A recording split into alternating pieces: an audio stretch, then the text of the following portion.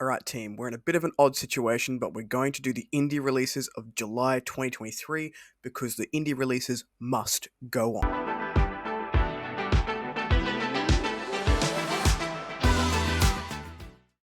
Hello everyone, welcome back to A Fictional Escapist. My name is Kris, and today's video is the indie releases of July 2023. Now, we are in a bit of a weird setup, but I don't want to not put this video out, and I'm a bit time poor this month, so this is what we're working with. I will, of course, move my head, so there's more room over this side of the screen where I'll put the covers of the books that we're going to be talking about.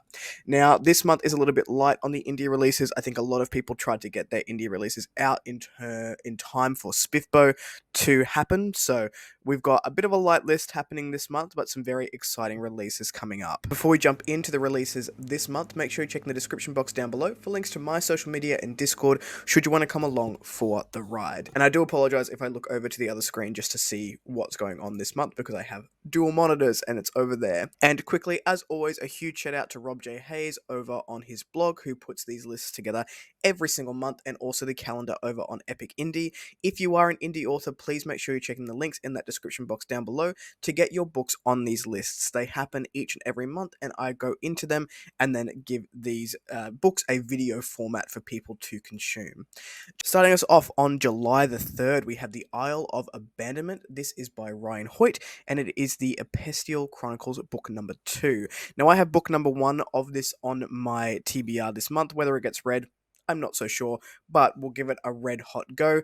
And I will say the first sentence of this blurb may give away spoilers for book 1, so I will leave it at that. Then on July the 9th, we have one that came up, I believe, last month. Maybe it's getting a re-release, maybe it got pushed, but this is Call of the Traveler by Tony Binns. This is epic fantasy and is book 2 in the Traveler series. We have seen book 1 of this quite recently on these lists, and book 2, I believe, may have got pushed and is now coming out on July the 9th. Again, look at this beautiful cover. We've got a lot of color happening here, which I absolutely love in these covers, but being a book 2, and this is a theme for most of the books on this list, is they're going to be series continuations of some form. On July the 10th, we have Claws and Contrivances by Stephanie Burgess. This is Regency Dragons book number 2, and this has a little bit of everything in it. We've got some romance, we've got some historical fantasy, some gaslamp fantasy, and it is also a little bit cozy. It looks quite cozy from the cover. Again, we've got some beautiful colors on this cover that really make it pop. I quite like the pink dress and the contrast of the slightly darker pink dragon. I think that's quite lovely to look at. This is a book 2 again, so I won't go too far into it because I've just quickly skimmed over the first paragraph of the blurb and it may give away things for book number 1. On the 10th of July, we have The Blood Chain, and far out does this cover not just catch your eye. This is Indulgence book 3 by Erin Kellison. This is epic fantasy, sword and sorcery, and romance. And had that romance word not be in this, I may have gone and picked up book 1 immediately because this looks amazing. If someone has read this and can guarantee me that I'm not going to be following some pining teenagers, then let me know, because maybe I'll give it a go.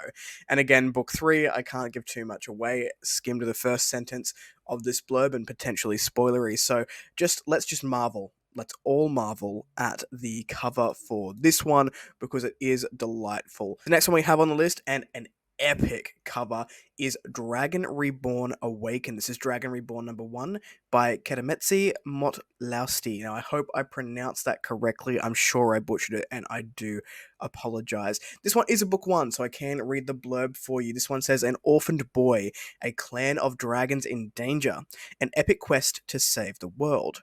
Cole was devastated after the attack that destroyed his home and took his best friend's life. Only Cole and his master survived. Instructed by Jin, an elder dragon, to save the celestial dragons from extinction, Jin told Cole of dragon eggs that would soon hatch in the Frost Peak Mountains, but Cornel, the dragon watching the eggs, had not been heard from for weeks.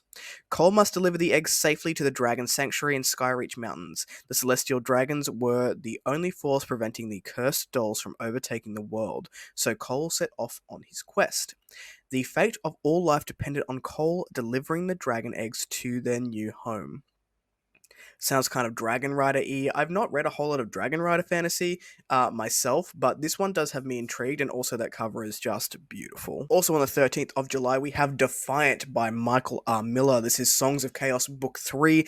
You might have seen Ascendant going around last year. These books are friggin' stunning. The covers, although they're quite simple, the colors just pop, and it makes you need to know what's happening in this epic fantasy series. I have not delved into this one myself. I think this is one of those series that I'm going to get the hardcovers for because they're just beautiful, and read them on e-copy because I don't read from hardcovers hardly ever because they're hard to read from. This is a book 3. I won't go into it, but just if you are a fan of the series, know that by the time this video comes out, you can go and get book 3. On the 14th of July, we do have one that I have been blessed to have read and really enjoyed, and this is Chaos Risen by Mark Holloway. This one ties up the first volume of The Aspect. The Aspect is still going to continue, but the first volume and the first set of stories within that world will be completed. This one added a lot of fantasy horror elements, so if you like that in your books, you're going to have a good time with this one.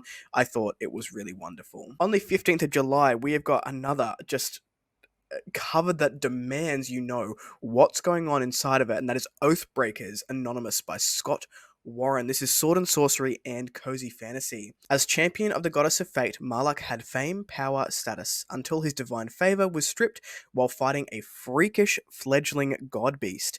He somehow became a rivaled fallen paladin scorned by all, a sentence from which most never recover. Bereft of his powers and cast down lower than the cobbles, Marlak stumbles across the Oathbreakers Guild, where other ex-holy warriors like himself meet weekly and share their woes amid cheap ale.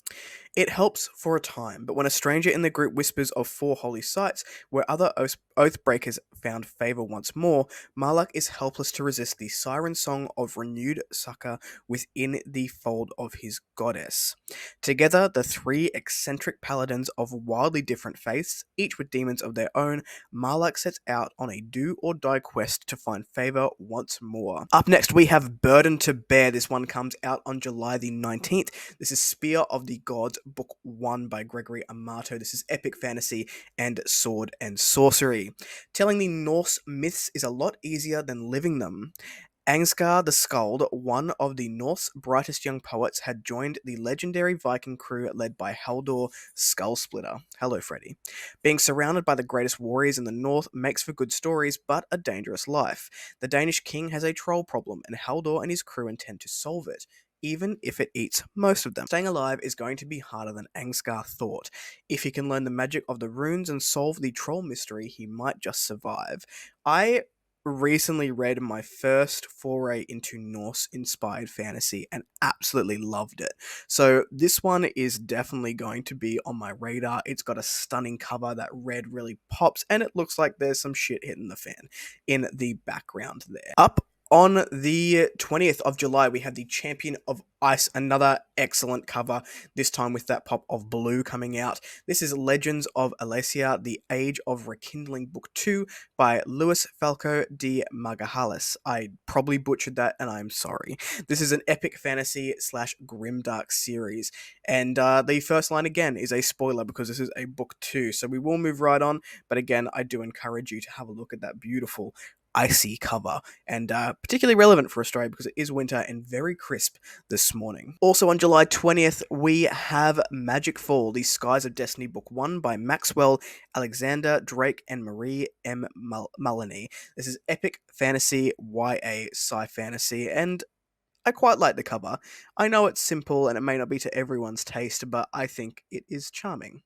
On a floating citadel soaring above an irradiated world, Buri Zurin, a humble baker, endowed with a touch of mystical, finds herself thrust into a lethal quest beyond the protective dome of her home.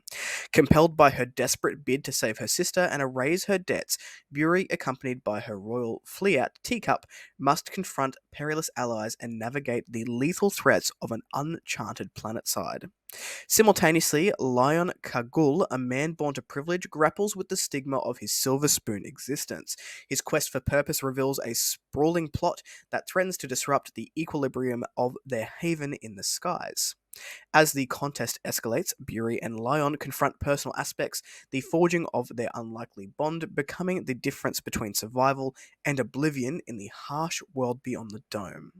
That sounds pretty cool. If you're into YA sci-fi, maybe give this one a go on July the 20th. On July the 28th, we have Summer Vale. It's the Seasons War Book 4 by Alina Nikitin. I believe this is epic fantasy and romance. I quite like the cover of this one. It's my favorite cover of the series so far, having seen the first three or researching the first three before doing this video. And it's a book 4, so I can't really go into too much detail because this blurb is definitely spoilery for the first couple of books in the series if you do want to go and check them on out. The last one we have on this list is by author T.A. Bruno. You might have heard his name before on the channel as I'm reading through the Song of Kamaria series right now. This one is a standalone sci-fi coming out on July 31st, and it is Down Below Beyond. I have heard great things about this one so far. This is I know T.A. Bruno can really turn up the heat in his books, so I'm really looking forward to getting to this one at some point. It says, Levort Atara is a prospector on the planet Teox. While scavenging the wastes of an abandoned world, he discovers a mysterious starship and stakes his claim on it. Little does he know, he just put a big target on his back. I've enjoyed some T.A. Bruno before. He's done space exploration quite well, in my opinion. Very character heavy in his books so far, so I'm looking forward to some more character-driven sci-fi from this author. Those were the indie releases coming out to you July 2023. I am sorry again for the weird setup. We should be back to normal in the next video. What are you going to pick up from this list? Is there anything that's caught your attention this month? Let me know in the comments down below. If you like the content, give it one of those. If you want to see more of it, click subscribe at your will. I'll catch you in the next video. Ciao.